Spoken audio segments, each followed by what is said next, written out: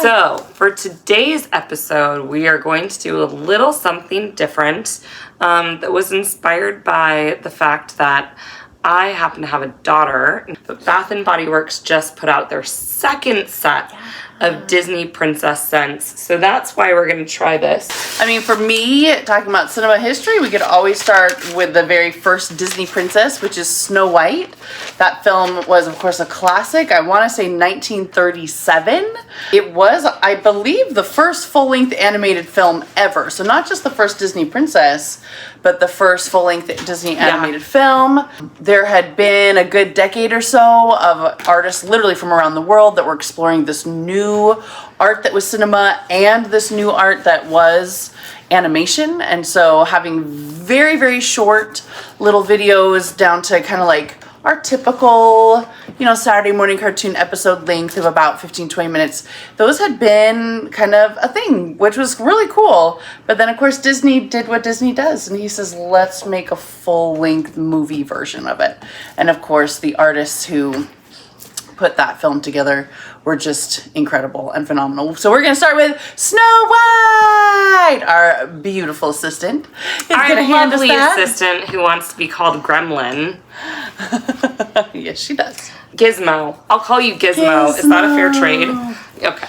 So yes, we have Snow White, who is cheerful, generous, and resilient, which is very true. She goes through some rough stuff, as many princesses do, and they still keep their grace and resilience and end up on top. Yay, Snow White. So, would you mind handing us the royal tissue?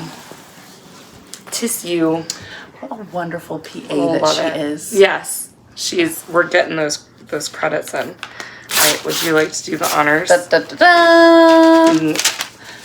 Bum, bum. Hey, it smells like mystic woods, ripened fruit, and enchanted forests. Does it? You got those notes of enchanted forest? I did. Mystic red apple. I like it. For real. I actually have always loved the apple scents. I want to say that there is an apple scent Bath & Body Works does every fall. Yeah. And usually I'll wait for the semi-annual sale. And there's something about that apple. It feels hearty and fresh and delicious. Delicious red apple. But yeah, honestly, I was a little worried because she wanted Snow White, and I was like, girl, you can have it, because I'm the opposite. I don't do candy apples, sour apples. I don't do that well. Maybe not sour apple. But not scent. Right. I do like warm apple scents, like cider-ish. But so I was like, girl, it's got apples on it. I'm pretty sure this is not going to be my jam. But even this one is actually amazing. Yeah, I am a fan. Yeah. I definitely am a fan of this one. It's a good call. So yes, there's our first girl. And then, of course, technically, as we've already discussed, the second Disney princess ever was Cinderella. I was at a fundraiser for a theater that we were working on opening. We got to hear from a really famous author. He was so great. And that was actually the focus. We were getting ready for Cinderella because we did the live version on stage. And he did speak about kind of the history and the mythology behind Cinderella, and that it is essentially the most retold story across the most cultures in the world. So Cinderella is a classic. Their third Disney princess, it was actually Tchaikovsky's actual music that Disney used. It was when you were starting to see one of the first major shifts in the actual animation style. Just some beautiful artists and kind of that flavor of the 60s and what was happening in our culture and country during the 60s. You could start to really feel that in the illustrations, in the animation of that film. But yeah, Sleeping Beauty, such a classic film, classic music. Beautiful, like new animation at the time, and now it's just such an iconic style. So let's check out Miss Aurora. And Aurora is graceful, kind, and thoughtful. So I've always loved Aurora. Since I was a little girl, I just thought she was so lovely. I loved Merryweather because she made sure her dress was blue, and that was my favorite color. I was so weird because all the other little girls wanted the pink.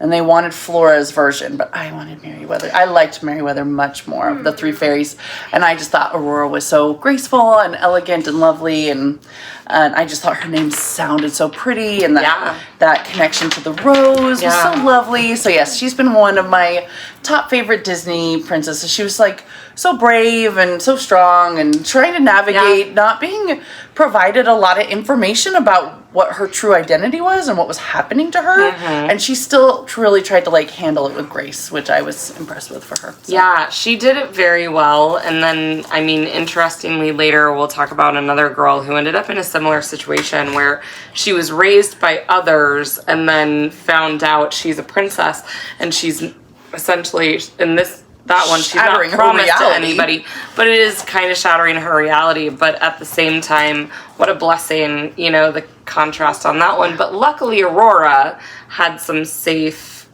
people who took care of her when her life was at risk and threatened, which we know in Sleeping Beauty as the story, but then we also get to see the flip side of it with Maleficent, which was really fun. Yes. And maybe we'll get a villain's line. Wouldn't that Oh my gosh, they should do a villain's line.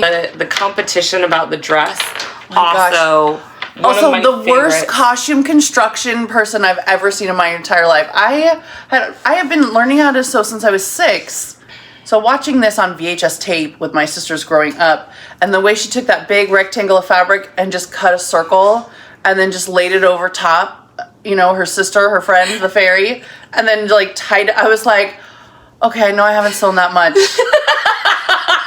But this is crazy town. Like, little Devora was watching this scene while they're like, let's make her a birthday dress. And That's a she's great like, birthday present. That's not going to end well, Like, guys. Even I've only done like this much patterning as little tiny Devora. I mean, by the time I was our PA's age, I had definitely made at least 3 or 4 projects out of I pattern. can legit, but I was like concerned baby Devora, like, guys, the way the sleeves were stitched. She deserves on. a princess dress. I don't know what you're doing with that bag. Who let these crazy ladies out? Like, who let them? Like, who's letting them do this? Love that. Yeah. Like, no. So yeah. So again, I've loved Aurora for so much of my life. She's just so iconic. I know Disney princesses, especially the earlier films, can sometimes get a lot of flack for not getting as fleshed out as some of our more recent princesses and keeping into more basics. But you know, the overall elements are there, and if you can dive into them deeper, I'm sure she's got to be on the track for the live action. I think I've heard that they've been going kind of back and forth. That it's been like kind of pre-production and then kind of dropped. And I mean, not to be that villain, but did Maleficent already count? Because ultimately, we already have an Aurora. We just have her live action from a different angle. So. Well, I agree with you. I think Maleficent should count. I think that's one of the most beautiful live action films they've made. Well, I do like that one. I know. That is good. Yeah. Yes. Not to spoiler. I like the roses. I do like the rose. That's one I would actually buy for my mom. She loves rose-scented things. It's all right, Miss PA. Extra. It's a little very florally. Like, I'm going to be real. It's very rose heavy, which is why I think my mom would like it. Oh, now it's softening. I like it now that it's not as intense. Well, that's the other thing about scents is that they interact with your personal physical chemistry. Yeah. Different. So, you know, that's another reason why it's great they have this whole line. It gets to be subjective. Oh. Hopefully the scent that goes with your body also goes with the princess you love the most. I'm hearing from my production assistant that they believe that it's similar to cotton candy. I would agree with that. It does feel a little bit like cotton candy. Yeah, I like it. I agree with that. It's very nice. All right, next princess! Next, which is Ariel. Those of you who are Disney experts and princess experts and film experts will know there was actually a pretty big jump. So we were in the 60s for Sleeping Beauty and Aurora. It actually was the 80s. So it was a good 2 decades before we got another Disney princess. So I do feel like the next generation down had to wait a lot longer for there to be more than just 3 Disney princesses. But by the time we were in essentially the target market range, it was like every year a Disney princess was coming out. So of course we've got Miss Ariel, 1989, so classic. She also has her live action film as well. So far, if we count Maleficent, we're we are 4 for 4 of Disney Princess that have already had their live action as well. Ariel, of course, is curious, explorer, and independent. Very good descriptors with her fragrance notes. Very polite descriptors, right? Like, I love that too, about this is called reframing, ladies and gentlemen, because not obstinate, independent, not stubborn. Goodness. Little Mermaid is a story that's filled with a lot of wonderful lessons. Yeah. Yeah. It's filled with a lot of lessons because obviously you have this young, headstrong girl who's maybe not making great choices, but she also has a parent who is overprotective. And so they're basically kind of ping-ponging off of each other in escalating not great choices. Whereas if they would both just kind of take a beat and calm down and have some calm, clear communication, which might need to sometimes involve, I need to take a breath. Can we take a few minutes and regroup? That would have made things a lot better for both of their experience, but I'm glad we at least get to have the adventure and the story to help inspire us. I do appreciate that we have had so much commentary on the idea of she was 16, right? And as a 16-year-old, every single girl on the planet is like, yeah, you tell him, Ariel, right? But now that I'm a mother, I'm like, you're a child, sit down. I'm legitimately like, I get it. I would have probably been just as assertive as King Triton. As King Triton was.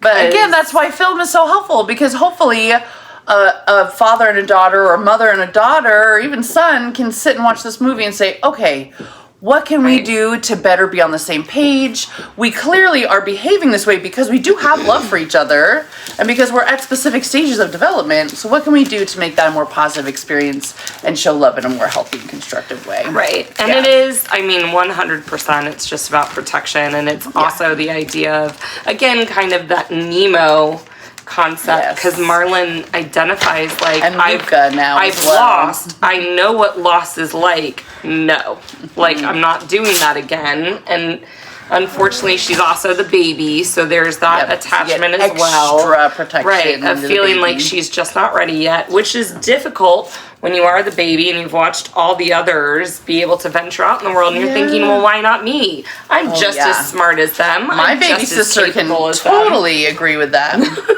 I can vouch for that. Yes, she's the baby sister in her family. But I can also vouch for her baby sister. Yes, doing that. You know my baby sister pretty well. I highly recommend going to Disney Plus and watching, I believe it's just called Howard, because of course we now love Alan Menken. He's been able to be alive to produce many films and create so many classic songs and so much beautiful music.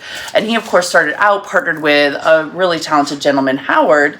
They started out with Little Shop of Horrors, and Disney brought them in, and he actually spoke about the Disney musical and the successful musical in general as having a very specific formula, and it needed to include an I Want song from the female starting out. And so of course we get that with Ariel, where she's in her grotto and she's just singing about what she wants. Yeah. So if you really start to look at the most successful Disney princess films, you almost always, I mean, there's usually kind of like an opening world introducing song, but then very early on there is also a I Want song from our leading lady. We have Belle, and our lovely PA was just saying it is her favorite. Belle was also my favorite. So I was either 9 or 10 when this film came out, and she was brunette, and she had this pretty little blue dress, and she just walked around town not caring what people thought about her. I would wear my hair just like her. I'd put it in a ponytail and like flip it inside out, and I would walk home from school reading a book while I walked home from school, and I was like, I'm just like Belle. And I loved that she cared about her dad. She sacrificed for her dad. She did not just give in to Gaston just because he was pretty. She held boundaries for what she wanted for her life. She decided that she didn't care what other people thought, and she genuinely actually meant it.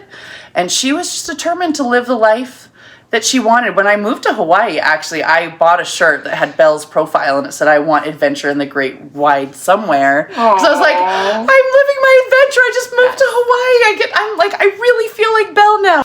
Belle was always my favorite. She was my favorite. She was so great. I will admit, Tiana kind of, at least a little bit, replaced her when that one came out. Yeah. Because I loved the message of, it's great to dream, but you have to also put hard work into it. And I connected to that at the chapter of life I was in my mid-20s. But yeah, Belle, she's amazing. She, of course, is compassionate, intelligent, and genuine. So yes, she is. She's all those things. 100%. Weirdly, Abu and the not talking carpet were my two favorite characters. Oh yeah, the flying carpet was like, again, can we talk about animators? They took a rectangle, and they made him brought it to life. Like, he had consciousness, he and was honestly, one of my favorite I trusted his judgment way better than some other actual humans. Than most of the humans. Yeah. Yes. Like, I loved this man. We talk about the genius of Disney animators. That they took a rectangle and did that. It was like as phenomenal as in Moana, when they're like, hey, let's take the ocean and make it a supporting character. Like, literally, like, supporting Moana through her adventure. All right, so we are starting to move through, like we talked about earlier, the Disney Renaissance. We don't have Jasmine. We don't. She was part of this era. Yeah. But as we got towards the late 90s, we were, of course, starting to explore yet another country, another culture, and that is Mulan. She also became one of my top favorites. It was one where she, when she's kind of, in front of essentially the entire kingdom at the end, and they all actually finally show her signs of respect and bow, I was crying. I was just crying. The idea that she worked so hard. I actually had the opportunity to design costumes for that. They did do a Jasmine. They did do Jasmine, so we're missing Cinderella and Jasmine. We're missing Cindy and Jasmine. Yep. That's a lot for and the again, first we are round. still like 6 for 6 on they've all been turned into live action. Yeah. Yeah. But yeah, this is one where I wanted to really honor the culture of the, what the ceremonial wear was. So I was really grateful I got to explore a lot and make sure I had the difference between Japanese versus Korean versus Chinese and make sure it was accurate. And I did have some officials from China that saw it that said that I got it right, which was such a relief and such an honor to hear that. But yes, Mulan she is based on a true legend, a legend that is still taught to children in school today over in those countries. They still have a lot of love and respect for actual Mulan. This obviously is the Disney version. I think it is interesting if you ever want to just do a little bit of a deep dive Google search, look up Mulan. She's got a statue of herself out there. It actually was a much longer time frame than what you saw in this film because of course this is Disney and we've got 90 minutes to kind of tell a very succinct story. But truly she was putting these efforts in for her country and for her family for about a decade and a half. And she really did gain that level of recognition from the emperor to the point where the emperor wanted her to marry his daughter, and that was when she needed to reveal her identity. And by that point, she had done so much for her country, but she had to do sorry, I literally cannot marry your daughter. Well, we will not be able to give you any heirs to the empire. And that was when she is still considered such a huge, huge legend. So, and our Mulan was determined, loyal, and clever. Yes, she was. I love one of the ways they depict her intelligence is when they have just the one last cannon, and rather than just shooting it at the massive barrage of Huns coming at them, she can see if she can shoot it at a certain spot on the mountain, she'll actually be able to take them all out with an avalanche, being so clever. But yeah, she was so great. And then of course, by the time we got to Tiana, so we've now have this nice long range of princesses that goes literally, by this point, we're at about 65 years worth of princesses. We had that kind of animated renaissance that we got starting with Little Mermaid, and it was just a barrage. I mean, the world just loved Little Mermaid. And then, of course, we had, every year it was another success after success after success. Once we got past Mulan, there were a couple more films that are considered successes, but then historically, at least if you go by box office sales, you started to see a drop. I think a lot of the generations who were younger when that that time of animated films came out. I think they are a little more endearing to them, but overall, some people say they kind of hit another drop in animation. And so just as it seemed like they, actually locally where we were in Florida, I remember there being in the news that because they had that drop in attendance and box office sales, that we did have, a whole group of animators that was let go for financial reasons. They essentially shut down the entire animation studio here. They kept the one open out in California, but here in Florida, it was shut down. And then all of a sudden, they brought back one final classic animated Disney princess, and it was Tiana. And so again, we got a nice little resurgence from Disney.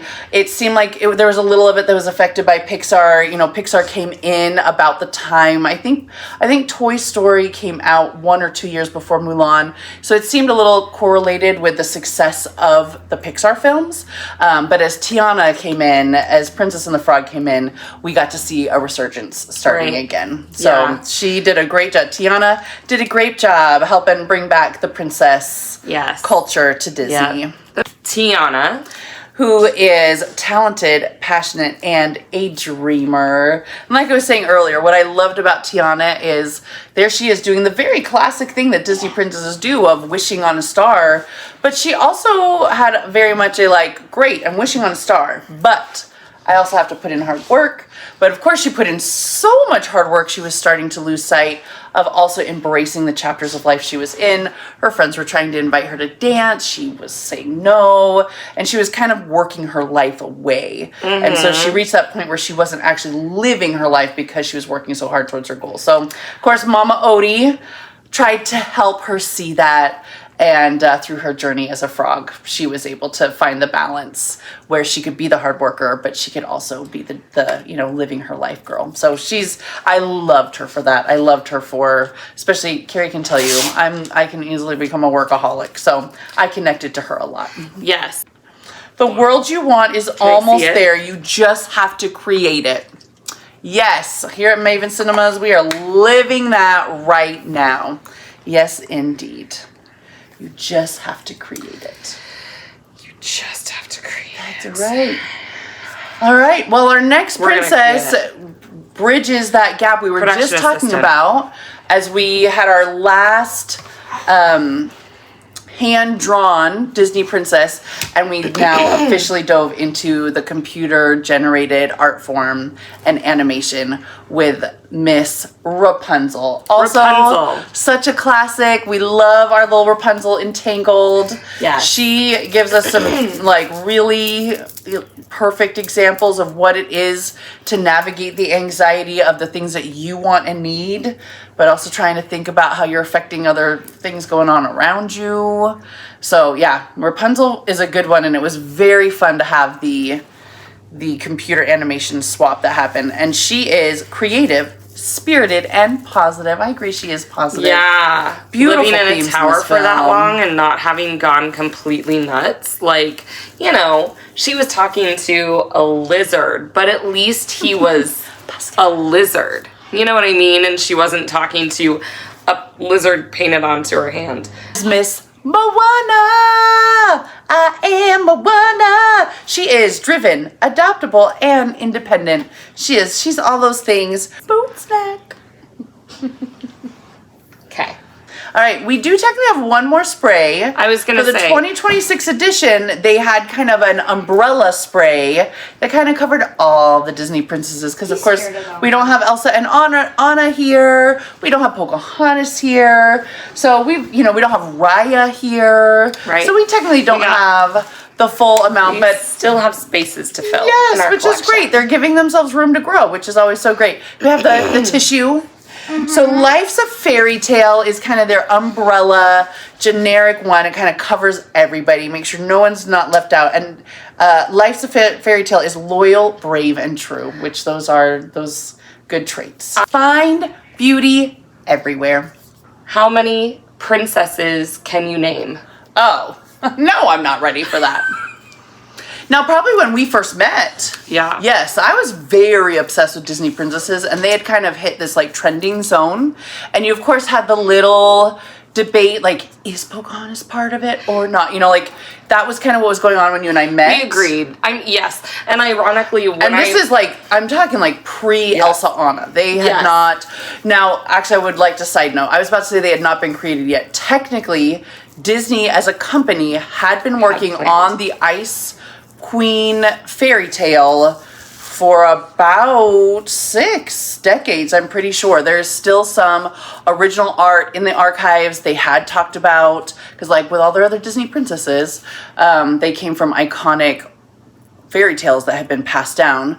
And like with, you know, like Aurora, I appreciate that Sleeping Beauty, I know some people go back and forth about whether the originals that are much more intense and have a lot more negative experiences and consequences going on.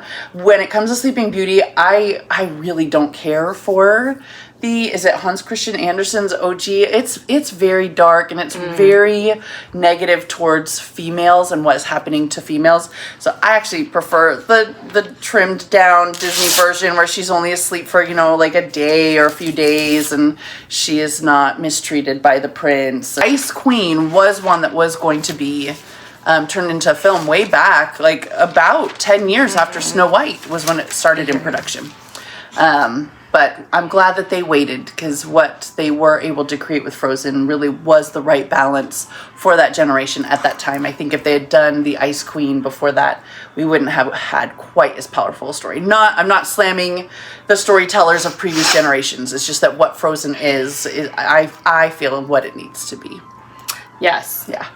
I agree. We had that conversation. We will probably do Frozen at some point because it is an interesting and quintessential point in the Disney princess existence because of a number of things. But acknowledging you shouldn't get engaged to somebody you met that day. And that would ruin Ariel's day, by the way, guys. Right? Like, and that would legitimately insult half of them. You can't marry that man you met in the woods. Yes. Aurora, you just met him that day. I mean, she was not talking marriage, by the way, though. She was like, hey, I've been all alone in the woods with 3 older women my whole life. I just met a very cute attractive boy. young man. I just met a cute boy. I'm excited. Like, she was not trying to zoom forward. She was just... Speaking of our attractive young men. Yes. But What's up? So yes, it was also good that they had a character like Hans where they were able to say, hey guys, you need to watch out for these types of manipulative behaviors. Yeah. Especially, I mean, his was very far reaching where he was intending for her to meet her death, really, and literally take over her kingdom. Yeah. And it can feel like that when we have run-ins with folks who want to manipulate us and men, you know, as women. With my nieces sitting around, I'll usually do see what Hans is doing right there? Do you see that? That's called unhealthy behavior. That's called gaslighting. I would love if you could start learning now from Frozen. That is the type of behaviors that you need to watch out for. That it's okay to say, hey, I don't want to spend any more time with you. You're not the right person for me. You're not a good partner for me. I'm going to release you so you can go find the right partner for you, and I'm going to go find a way better person than you. So I appreciate Frozen for giving me an opportunity to open dialogue about healthy relationships with my nieces. Yes. Yes, we of course love that a trip through the Disney princesses does mean a trip through cinema history, a lot of the different technologies and advancements that the artists that were involved in those films throughout their generations and throughout the decades were able to contribute to the cinema history we have. And then, of course, we love just the Disney princesses in general. And we love smelling good. So thank you, Bath & Body Works. I genuinely appreciate the opportunity given the work going into the labels. The fact that the marketing for them actually takes a look at each and every one of the girls and gives us that opportunity to talk about the girls in positive ways and acknowledge that storytelling concept of having a developed character. Because as the years went on and the princesses became one of the iconic symbols of Disney that kept being relived and revisited, the idea that some of the girls whose stories were not necessarily that in-depth were given personalities, their traits, and skills and abilities are being honored. The idea that Snow obviously can be her own standalone character despite the fact that her film is one of the shortest, but we love it. It's so full of character, literally and figuratively, with all the dwarves. So that concept also of how Disney has honored these fairy tales, but also acknowledged what feature-length film storytelling is, and the idea that we do need... Essentially created. Can we just say that one more time? Disney/Snow White literally created the full-length animated a genre of film. Yes. And just that reality of how fairy tales themselves, which is very going back to Joseph Campbell, the idea of these stories that are told in order for girls to learn lessons, right? It used to be kind of lore oriented is the popular term these days, but the idea of folklore, how people would keep each other safe, telling their children these stories of beware, be careful, like, etc., morals and fables in... That's Descendants. I that was would be a gonna say- branch off of the Disney princesses. And I love Descendants. I've designed the costumes for them. And so fun. Just a few times, yeah. So, but we love it. I love that opportunity. That's why I thought this would be a fun little break from the norm of hearing us kind of do our film overviews and film discussions, and sometimes get a little too into our films Geekness of choice. over films. Yeah, our obsession over some of our heroes. But I think that the girls are all worthy of being heroes in their own right, and their stories are important. And I appreciate how this branding concept and this product allow that to come through. So thank you guys so much, Bath and Body Works, for this and giving us a plethora of scents that smell amazing while also giving us something extra to help attach to some of our favorite heroes and princesses. And that's what happens with the best stories, is that we just want to dive deeper and deeper and deeper into them, which includes these scents. They get to just contribute to that storytelling for us and take us to another sensory level. Just as little Devorah was reading books on her way home going, I am Belle, I am Belle, I am Belle, right? We all want now we can smell like Belle too. Right. We want to be like, yes, I am going to be the best version of Belle I can be in 2026 America, for better or worse. Yes, exactly. Production assistant, do you need to put a little hand in there and wave? Yay! Thank you, production assistant! We could not have done this episode without her. Well, thank you again for joining us. As always, we love geeking out about movies, and this was fun to be able to take a trip through almost a century's worth of films produced by Disney and the wonderful stories they can be for us. And we will look forward to sharing more geekness over films with you. If there's one of these scents that's your favorite, or one of these films that's your favorite, maybe it's that you want a discussion of the original animated versus the live action. We'd love to open that dialogue, because I know there's lots of feelings and thoughts about that topic. Because we want to hear it. We can even be very honest as theater kids, if you will, the fact that some of these, before they went to live action, they actually had a stage Broadway version, which I think honestly that was kind of the interim, is a very natural transition, and I appreciate especially that they did Disney. that. And then of course we talked about Tiana and Rapunzel. We don't have their live action film yet. We're about to have Moana's, but we don't have Rapunzel or Tiana, but I'm sure they're coming. Rapunzel's on the way. Yes, I have heard that. Because Milo Manheim got cast. I did hear that as Flynn. And he would be such an amazing Flynn. He is precious. I've loved that Loki. So talented. And he's adorable. His kinetic connection, his dancing in Zombies, and his vocals, like, it's out of control. That's why I say this, because honestly, so grateful that my daughter was like, hey mommy, I love zombies. And I was like, okay, I'm intrigued by this Disney taking on slightly horror realm character concept. And I was like, let's watch it. And then it was one of the cutest things I've ever seen. And I love great choreo and fun songs. I love the cast. And all of them. Yeah. Also, kudos to Disney for making RuPaul the mothership. Can we just talk about that? And also the fact that the next enchanted character that's supposed to join that world is versus mermaids. I'm excited to see what they do. Interesting. There was vampires and Yep, they just did dungeons. And vampires. werewolves. Yeah. We've had, and the zombies were the original. Yep, and aliens, I love of that. course. But now, mermaids Yeah. are on the way. Yeah. Very Disney. Very Disney, exciting. very fun. Love the lore. Well, thank you again for joining us. We just really cannot wait to continue to geek out with you and, find the next films that we're going to chat about. So, again, drop a comment in the comment. And in the meantime, we can't wait to talk to you again soon. Thanks, guys. Bye.